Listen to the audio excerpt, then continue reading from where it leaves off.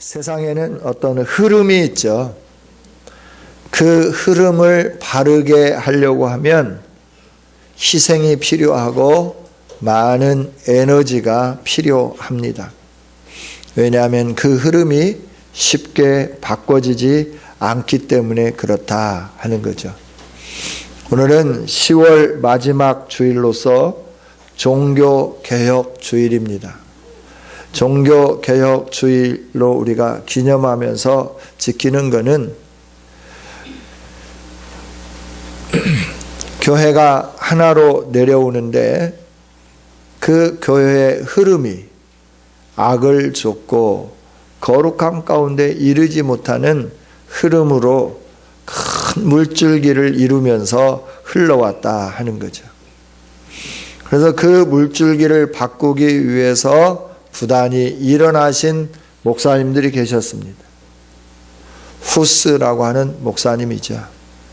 그러나 그분은 그 거대한 흐름에 묻혀서 생명을 잃게 되죠.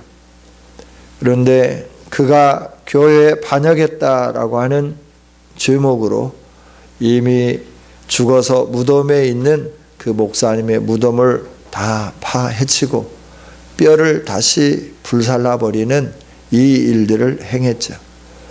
그리고 모든 사람들로 하여금 이 물줄기 속에 합세해서 같이 따라와라. 그렇지 않으면 너희들도 이렇게 될 거다. 그래서 모든 군중들, 성도들을 거의 위협하는 그 일들로 가득 채워지게 되었죠. 그런데 세월이 흐르면서 계속 개혁의 열망들이 높아지기 시작했고, 이 개혁의 열망에 힘입어서 루터가 비텐베르그 교회 정문에 95개 조항에 대한 질문을 하는 거예요. 교회가 이래도 되는가? 이렇게 사는 것이 온전한 것인가? 구원을 받는 길이 이 길인가? 여러 가지 내용의 그 질문들을 95개를 적어서 그 교회 문에 딱 붙여 놨죠. 여기서부터 종교개혁이 시작되어지게 되는 겁니다. 종교개혁이 시작되어져 가면서 이제 많은 사람들이 힘의 논리를 따르잖아요. 사람은 언제든지 힘의 논리에 따르게끔 되어 있어요. 그 힘이 어떤가 밖으로 드러나기 전까지는 밖에 드러나 있는 힘에 의지하여서 그 힘에 이끌려서 살아가게끔 되었다는 거죠. 그러나 한 사람이 일어서서 이 95개 조항을 써 붙이고 여기에 대해서 바르게 답하라 반박하면서 나가기 시작할 때 많은 사람들이 개혁의 열망은 가지고 있지만 힘이 약하니까 하나씩 둘씩 함께 하기로 했던 사람들이 떠나가게 되는 거죠. 그러면서 이제 루터도 굉장히 힘들고 어려워진 상황에 들어가게 됩니다. 이때 그만둘까요? 하면서 기도할 때 하나님이 힘을 주시죠. 네가 부단히 일어서서 함께 해라. 내가 너와 같이 하겠다. 그래서 루터를 재판하기 위해서 보름스 회의라고 하는 것을 열게 됩니다. 교회에 많은 지도자들이 보름스라고 하는 곳에 모여서 회의를 하게 되는데 거기에 죄인으로서 루터가 불려가게 되는 것이죠. 왜 이 일들을 행했는지 네가 여기에서 분명하게 너의 소명을 할 수 있도록 기회를 준다. 주변에 있는 사람들이 말을 하죠. 루터 가면 죽습니다. 그럴 때 루터가 고백하죠. 보름스에 있는 교회에 천장에 있는 모든 지붕에 있는 기와장들이 사탄이 되어서 나에게 달려온다 하더라도 나는 하나님이 힘을 주셔서 그곳에 갑니다. 그러면서 가게 되는 거죠. 그러면서 그가 불렀던 찬양이 내 주는 강한 성이요 라고 하는 찬양이죠. 그 찬양을 부르면서 당당하게 보름수 교회에 들어가서 회의에 참여하고 소명할 수 있는 기회를 얻고, 소명이 아니라 의로 개혁하기 위해서 그 시간을 얻고 그 많은 분들 앞에서 선언하게 되는 것이죠. 그러면서 그가 하나님의 말씀을 외치는데, 그 말씀이 오늘 로마서 1장 17절에 있는 말씀이에요. 복음에는 하나님의 의가 나타나서 믿음으로 믿음에 이르게 하나니 기록된 바 오직 의인은 믿음으로 말미암아 살리라 함과 같으니라, 이렇게 선포하게 되는 것이죠. 여러분, 우리가 의로워지는 것, 무엇으로 의로워질 수 있을까요? 사람들이 행위로 의로워질 수 있다 생각을 합니다. 아닙니다. 우리의 행위로는 의로워질 수 없는 거죠. 우리가 근본적으로 의롭지 못한 사람이기 때문에 근본적으로 의로워지지 못한 우리가 행하는 모든 행위는 의를 이룰 수 없다 하는 것이죠. 루터는 수도사로, 원래 법률가였는데 그가 수도사로 귀의하고 그리고 수도원에서 계속해서 수도를 하면서 그의 마음속에 내가 어떻게 하면 의로워질까? 그게 의로워지는 것이 행위로 의로워진다라고 말하기 때문에 계속해서 의로워지기 위한 태도를 취했어요. 금식도 해보고 또 선행도 하고 구제도 하고, 그런데 마음에 기쁨이 없는 거예요. 의로워졌다라고 하는 확신의 마음이 없는 거예요. 그래서 그 자기가 수도하고 있는 수도원이 그 밑에 살고 있는 집에서부터 위에 올라가는 그 수도원 건물까지 가는데 계단으로 되어 있는데 그 계단을 무릎으로 기어서 오르고 내리는 거예요. 내가 이렇게 고행을 하면 의로워질 수 있을까? 그래서 무릎으로 그 계단을 오르고 내리고 하는 거예요. 무릎에 어떤 아대를 채우고 그런 게 아니라 그냥 옷 입고 맨 무릎으로 그 계단을 올라가는 거죠. 평평한 대리석을 무릎으로 올라가도 그 무릎이 부르트고 피가 흘릴 건데, 옛날에는 그런 대리석이 발달하기도 했겠지만 주로 돌계단을 쌓지 않았겠어요? 그 계단을 오르고 내리는 루터. 그러면서도 의에 대한 그 목마름의 갈증이 해소되지 않았던 루터. 계속 행위로 의로워진다라고 하는 그 교훈 앞에서 뭔가 이게 아닌데 라고 하면서 그 부족함을 느끼고 있던 루터가 이 말씀을 읽으면서 마음에 확신이 오기 시작하는 거죠. 오직 복음을 믿는 믿음으로 말미암아 하나님의 의가 우리에게 주어져서 우리가 의로워지는 거다. 그래서 의인은 믿음으로 사는 거다. 이 말씀이 확실히 자기 가슴에 뜨겁게 불듯 일어나기 시작할 때 무릎으로 걷던 그 모든 행위를 내팽개치고 벌떡 일어나서 이 말씀을 선포하는 거죠. 그러면서 오직 의인은 믿음으로 말미암아 산다 하고 외치고 뛰쳐나가면서 그가 비덴베르크 교회 정문에 95개의 반박문을 기록하게 되는 거죠. 여러분, 초대 교회는 능력이 있었습니다. 예수님의 부활과 승천으로 교회가 날마다 그 신앙을 믿는 믿음으로 번성하였습니다. 교회는 세상에 영향력을 끼쳤습니다. 우리가 사도행전을 보면 사람마다 다 두려워하는데 믿는 자의 수가 점점 더해져 갔다. 성경은 이렇게 기록을 해 놓았습니다. 왜 그럴까요? 교회 안에 하나님의 역사가 나타나기 때문에 세상에 영향력을 끼치기 시작했다 하는 거죠. 그런데 이렇게 번성하면서 교회가 힘이 있어지기 시작했습니다. 교회가 힘이 있어지면서 세상의 제왕들을 이제 임명하는 임명권을 가지게 된 거예요. 그러니까 왕을 세우는데 왕을 누가 세우느냐 그러면 교황이 황제 즉위식을 하면서 왕들을 세우는 거예요. 러시아의 왕도 그렇게 세우고 또 유럽에 있는 왕들도 그렇게 세워가기 시작하는 것이죠. 그러다 보니까 사람들이 점점 어디로 몰려드느냐 그러면 교황의 눈에 들어야 되고 교황의 측근에 있는 사람들의 눈에 들어야 출세하게끔 되는 거죠. 그래서 사람들이 출세하기 위해서 세상에서 공부하고 교회로 몰려들기 시작하는 거죠. 그리고 줄을 서기 시작합니다. 줄을 대기 시작합니다. 그러면서 교회가 세상에 힘이 써지니까 사람들이 모이게 되고 사람들이 모이면서 돈이 많아지기 시작하고 돈이 많아지면서 부패하고 부정직해지기 시작했습니다.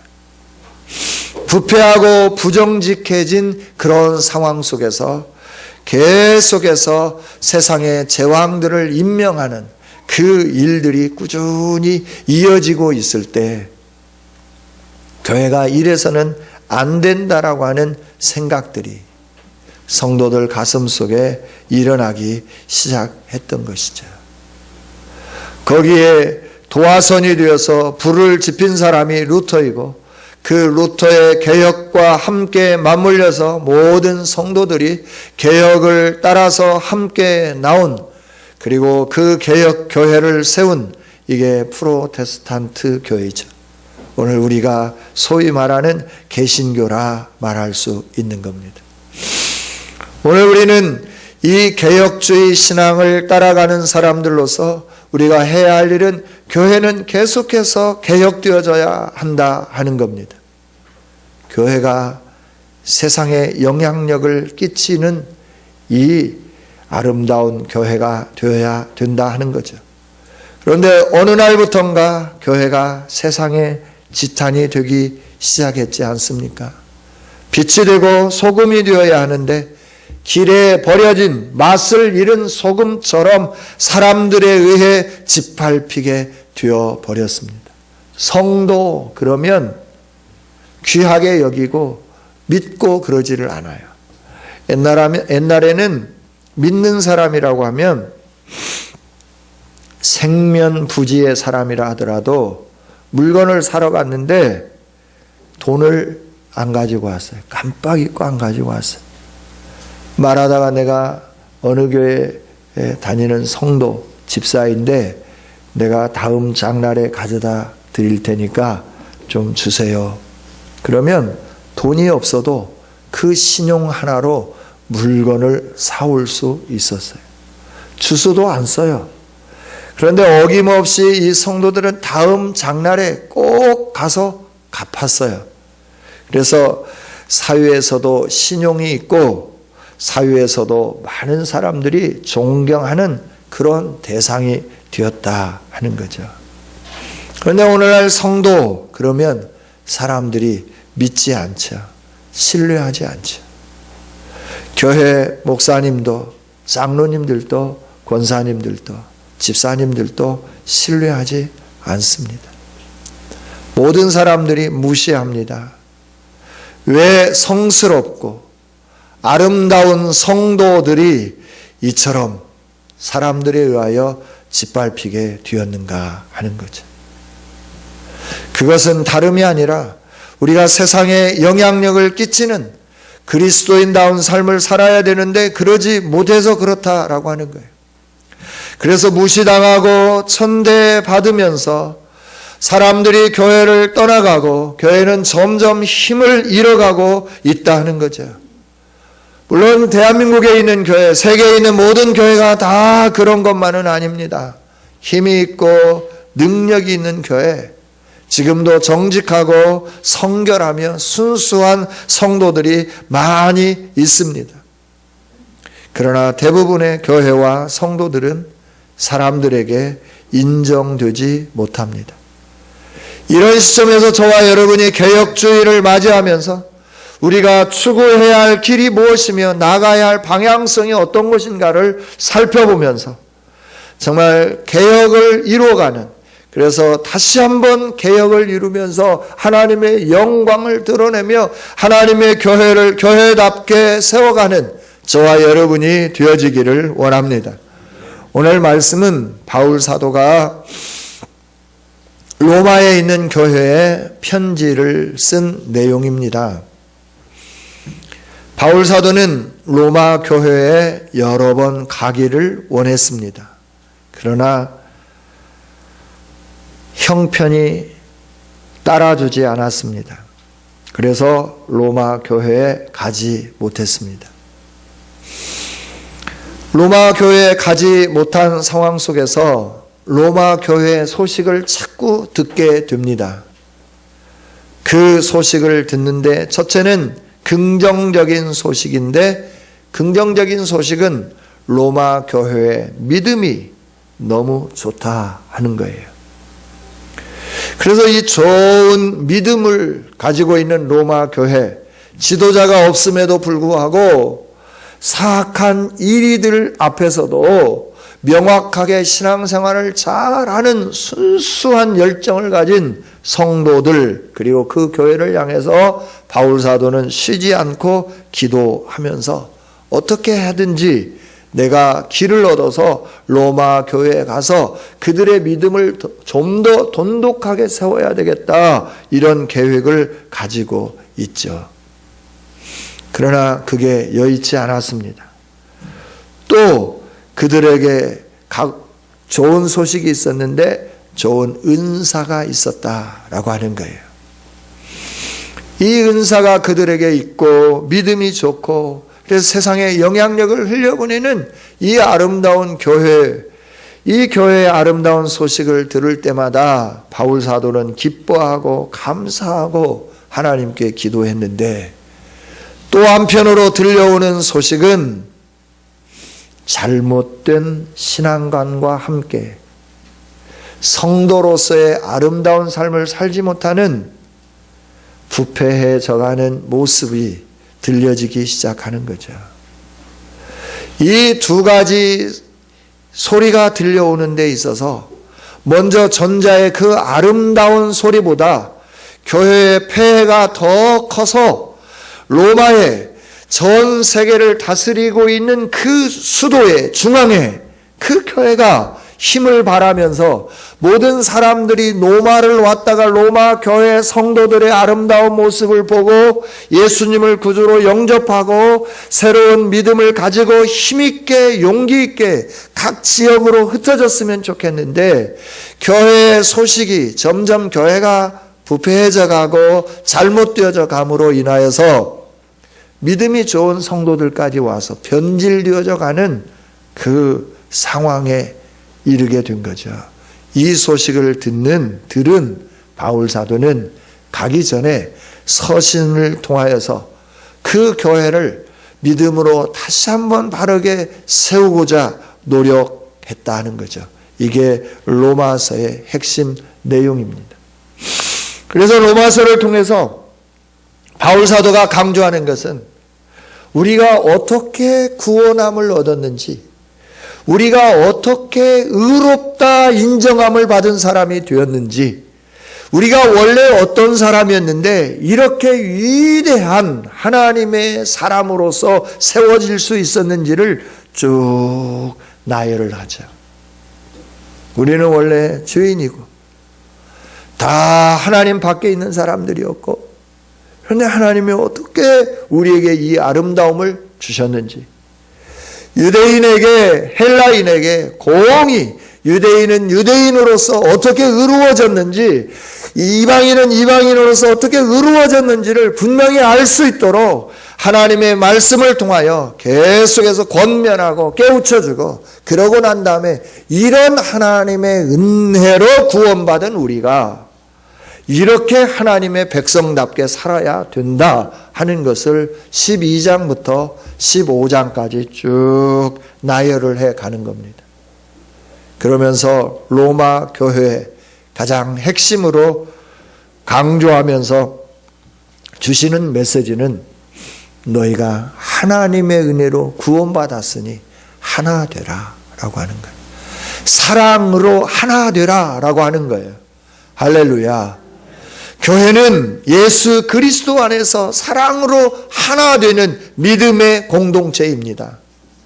우리가 이루어야 할, 우리 마음속에 소원으로 담고 이루어야 할 일이 있다고 하면 하나 되는 일이라고 하는 거예요. 너와 내가 구별되는 게 아니라 너와 내가 한 몸이에요. 한 몸인 내가, 한 몸인 우리 교회가 하나님의 영광을 위하여 믿음으로 전진해가는 아름다움이 있기를 원합니다. 그래서 로마서는 교리가 가득 담겨져 있어요. 우리 인간이 얼마나 타락한 죄인인지 인죄론이 로마서에 기록이 되어 있어요. 하나님의 구원론이 로마서에 기록이 되어 있어요. 예수 그리스도에 대한 아름다운 소식이 로마서에 기록이 되어 있어요. 기독론이 기록이 되어 있어요. 교회론이 기록이 되어 있어요. 앞으로 우리에게 주어질 내세의 영광스러움이 무엇인지가 로마서에 함축되어 기록이 되어 있다라고 하는 거예요. 그래서 로마서를 교회의 핵심 교리의 뼈대를 이루는 근간이다. 창세기와 함께 로마서를 통해서 이렇게 교리를 뽑아내고 또 이 교리를 믿고 교육하고 이 일들을 하게 되는 것이죠. 그러나 오늘 우리가 정확하게 알아야 할 것이 있습니다. 오늘 우리가 왜 하나님의 사람으로서 바르게 살지 못할까? 왜 우리가 이 세상에 살면서 하나님의 백성으로서 교회에 와서 거룩하고 정말 은혜롭고 모든 사람들이 바라다 볼 때 흠모할 만한 믿음을 소유한 사람 같은데 교회를 떠나서 운전대에 앉아서 운전하기 시작하면서부터 왜 다시 세상 사람과 똑같이 바뀌어져 가는가라고 하는 거예요. 이렇게 우리가 예배 드릴 때는 정말 천국이고 예배 드릴 때는 정말 하나님의 거룩한 백성 같은데 세상에 나가서 살면 세상 사람들과 견주어 볼 때 조금도 차이가 없는 세상과 똑같은 삶을 살고 있는가라고 하는 거예요.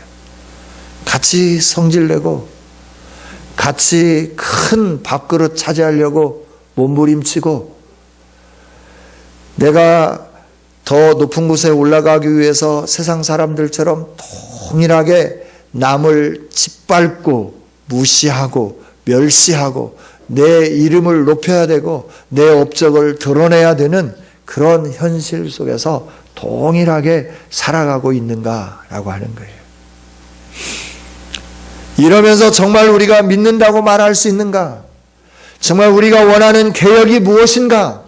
정말 우리가 참된 그리스도인으로 개혁되려고 하면 우리는 어떻게 바뀌어져야 하는가 하는 부분들을 하나님은 오늘 말씀을 통해서 저와 여러분에게 가르쳐 주는 거죠. 먼저 우리가 왜 세상 사람들과 똑같은가라고 하는 거예요. 그건 복음에 대해서 자부심이 없다라고 하는 거예요.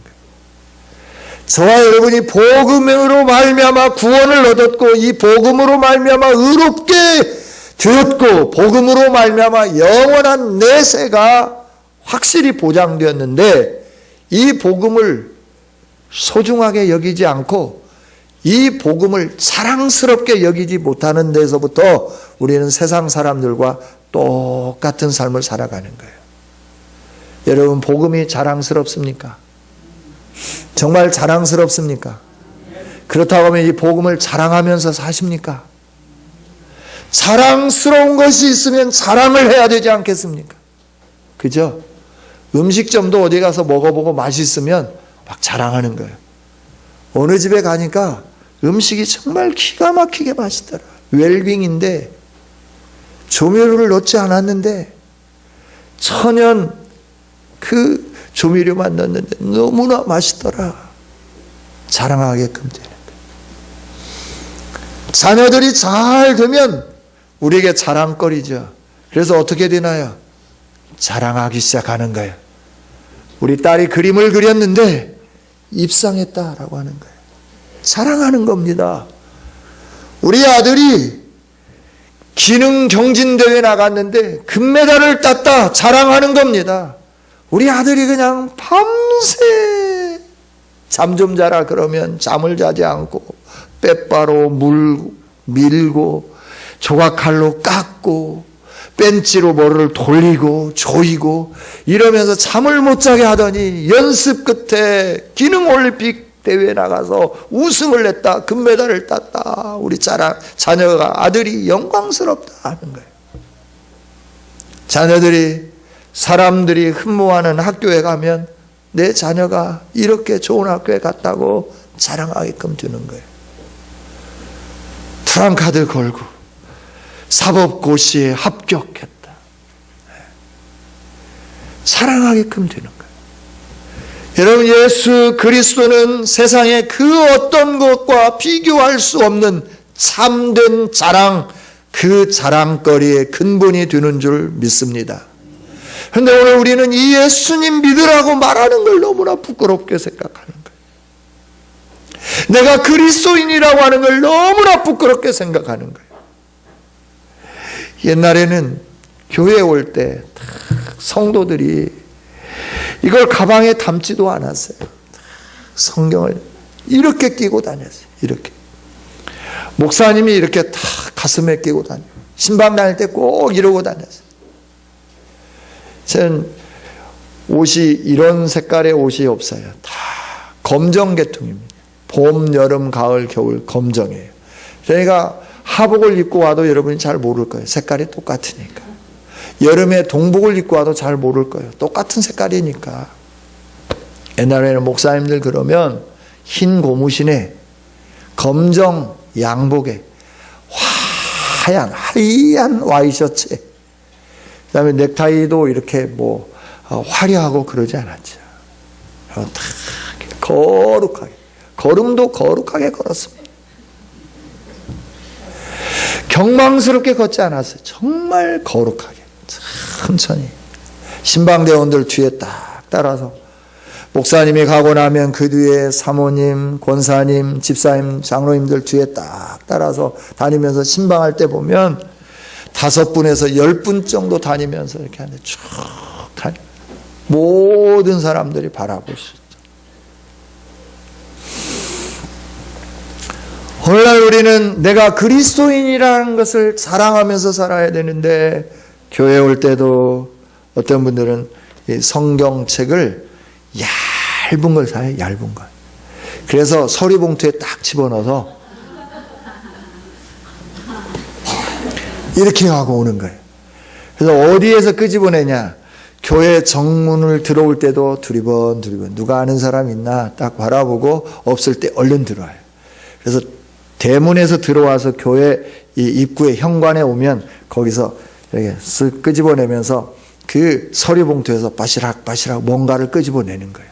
뭔가 보면 성경책이에요. 이거 하나 들고 교회 안에 들어오는 거예요. 나갈 때는 또 서리봉투에 집어넣어서 사람이 있나 없나 바라보고 여기다 딱 집어넣고 태연하게 이렇게 나가게 되는 거죠.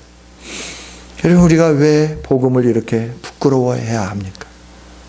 복음은 모든 믿는 사람에게 하나님의 구원이 이르는 능력인 줄 믿습니다. 하나님의 구원이 임하지 않으면 모두는 다 죽게 되었습니다. 멸망하게 되어 있습니다. 그러나 구원은 다른 데 있는 게 아니라 복음, 예수 그리스도 안에 있습니다. 천하 다른 이름으로는 구원을 얻을 만한 이름을 우리에게 주신 일이 없습니다. 하나님이 오직 우리를 구원 얻을 수 있도록 예수 그리스도만 허락해 주셨습니다. 그 예수 그리스도를 믿을 때만 우리에게 유일한 구원이 주어지게 되는 겁니다. 이 놀라운 복음을 가지고 있는 우리가 복음을 부끄러워하며 복음을 감추기를 원하며 내가 그 복음 안에 있다고 하는 것을 사람들에게 나타나 보이기를 꺼려하면서부터 우리에는 세상 사람들과 동일한 삶을 사는 그런 사람들로 변질되게 되었다 하는 겁니다. 여러분, 우리가 개혁해야 할 첫 번째는 복음을 부끄러워하지 않는 일인 줄 믿습니다. 복음을 자랑하십시다. 직장에서도 내가 그리스도인임을 당당하게 자랑하십시다. 혹시 회식 자리에 가서 세상 사람들하고 똑같은 일을 행했다 하더라도 당당하게 여러분이 그리스도임을 말씀하십시오. 그러다 보면 그 일들이 끊어지게끔 되어 있어요. 사람들의 눈치가 보이잖아요. 내가 그리스도인이라 당당하게 말을 했는데 세상 사람들하고 똑같이 행동하려고 하니까 눈치가 보이잖아요. 그래서 점점 거룩한 삶을 살게끔 되어 있는 거죠.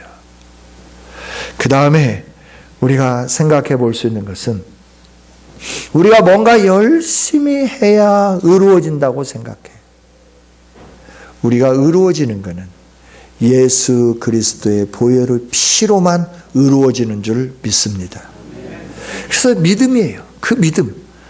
하나님이 우리를 위하여 예수님을 보내주셨고 예수님이 내 죄를 짊어지시고 담당하시고 십자가에 죽으셨다고 하는 이 믿음, 이 믿음이 나를 의롭게 만들고 이 믿음이 나를 거룩하게 만들고 이 믿음이 나를 구원 얻게 만들고 이 믿음이 나를 영생에 이르게 하는 줄 믿습니다. 다른 거 없습니다. 오늘 우리가 개혁해야 할 부분이 있다고 하면 나의 행위로 내가 의로워지는 거 아닙니다. 우리는 원래 죄인입니다. 내가 행하는 모든 것은 다 가식적일 수밖에 없어요. 예수님이 우리 안에 계시고 예수님으로 인하여 새로워지고 예수님의 생명이 있기 때문에 내가 정말 하나님을 사랑함으로 말미암아 그 일들을 행하는 사람들이 되어야지 내가 뭔가를 행함으로 말미암아 의로워졌다라고 여기려고 어떤 일들을 행하면 안 된다는 거죠. 나를 고행에 집어넣어도 안 되는 거예요. 그래서 고행하고 수도한다고 우리가 의로워지지 않습니다. 다른 사람들에게 많은 선을 베푼다고 우리가 의로워지지 않습니다. 의로워지면 오직 십자가를 믿는 믿음으로만 의로워지는 겁니다. 할렐루야. 이 믿음이 우리 안에 다시 한번 갱신되어져 가기를 원합니다.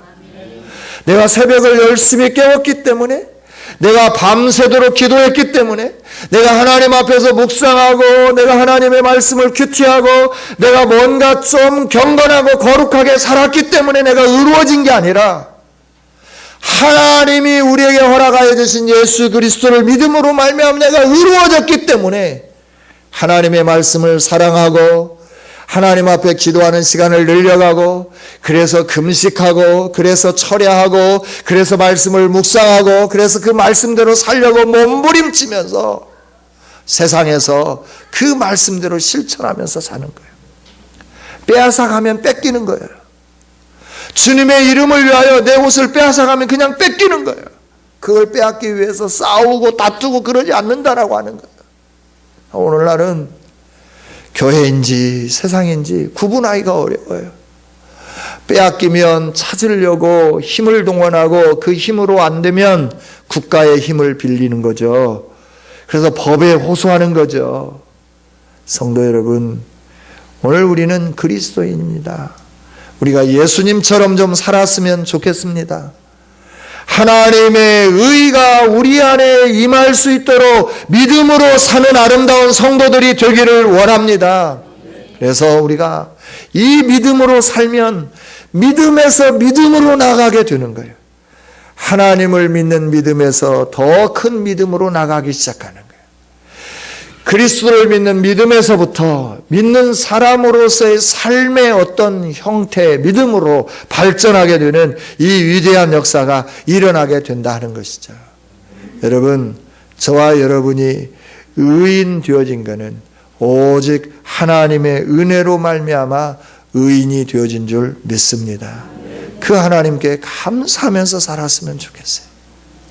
우리에게 말씀을 주신 하나님, 우리를 구원하시기 위하여 독생자를 아낌없이 내어주신 하나님, 그 구원의 은총이 나에게 감격으로 다가올 수 있도록 성령으로 기름 부어주시고 깨닫게 해주시고 보게 하시고 알게 해주신 전능하신 여호와 하나님, 그분 앞에 감사하며 사는 저와 여러분이 되기를 원합니다. 그래서 우리가 오직 의인은 믿음으로 말미암아 살리라 함과 같으니라. 오직 의인은 하나님이 하셨다는 걸 그대로 받아들이는 거예요. 하나님이 하셨음을 그대로 믿는 거예요. 이게 믿음으로 사는 삶인 줄 믿습니다. 하나님이 이렇게 하셨습니다. 예, 그렇습니다. 하나님이 하셨습니다. 내가 그것을 믿습니다. 라고 하는 거예요. 증명해 보이세요. 나타나 보이세요. 이게 아니고 하나님이 하셨습니다. 예, 그렇습니다. 하나님이 하셨기에 내가 믿습니다. 그 믿음으로 사는 거죠.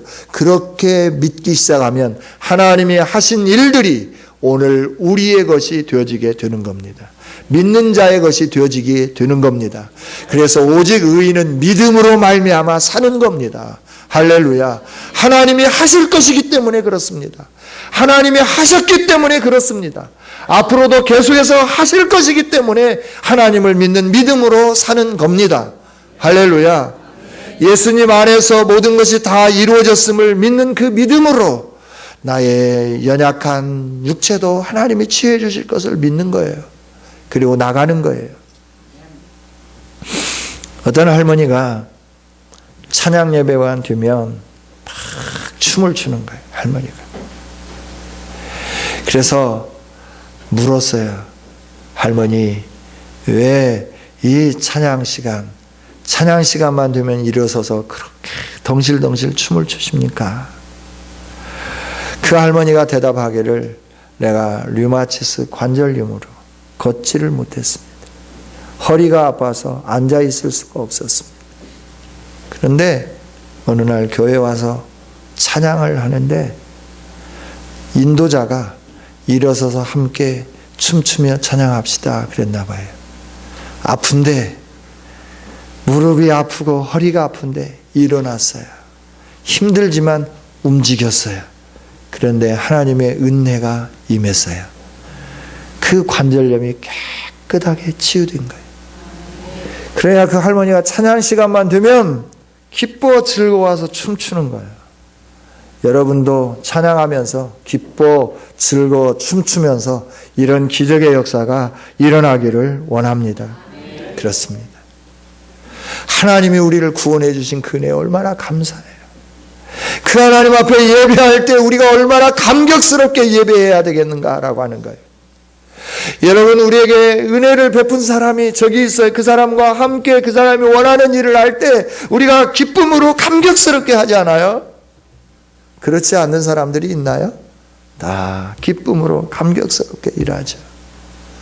하나님은 우리를 죄악 가운데 버려두지 아니하시고 멸망의 길에 그대로 놔두지 아니하시고 우리를 구원하시기 위하여 우리 힘으로 해결할 수 없는 죄의 문제를 해결해 주시기 위하여 예수님 보내주시고 우리의 죄악을 다 예수님에게 담당시키셔서 십자가에서 저주로 죽게 만드시고 피를 흘리게 만드시고 그리고 그 사실을 믿는 사람들에게 죄가 사라지고 하나님의 의가 덧입혀지고 하나님의 백성 되는 자격이 주어지고 하나님이 주시는 영광스러운 기업을 물려받을 수 있는 자녀로서의 등재되는 이 위대한 역사가 일어나게 되는 겁니다. 그래서 믿음으로 사는 겁니다. 할렐루야. 우리의 행위가 아니고 믿음이다라고 하는 거예요. 저와 여러분이 정말 믿음으로 승리하면서 하나님께 영광 돌릴 수 있는 아름다운 성도들이 되어서 세상을 따르던 과거의 삶을 버리고 이제 의의 종이 되는 아름다운 삶을 살아서 계속적으로 개혁을 이루어가며 이 세상 가운데 하나님의 영광을 드러내는 복 있는 성도들이 되시기를 주님의 이름으로 축원합니다. 하나님 감사합니다.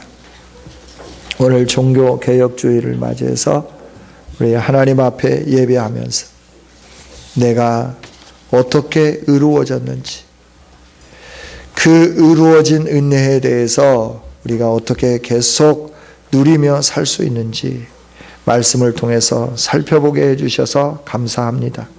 하나님, 우리는 의인입니다. 오직 믿음으로 사는 아름다운 성도들이 되게 하여 주시옵소서. 날마다 연약해서 넘어집니다. 날마다 연약해서 해서는 안 된 일들을 행하면서 삽니다. 그래서 우리가 답답합니다. 그러나 하나님, 그럴 때마다 십자가 더 튼튼히 붙잡게 하여 주시고 더 믿음으로 나가는 우리 모두가 되게 하여 주시옵소서. 그래서 믿음에서 믿음으로 성장하여서 그 어린아이의 일들을 다 버리게 하여 주시고 하나님이 기뻐하시는 삶을 살 수 있는 하나님의 백성들로 세워지게 하여 주옵소서. 감사드립니다. 모든 영광 하나님 홀로 받아주시기를 원하옵고 예수님 이름으로 기도하옵나이다. 아멘. 아멘.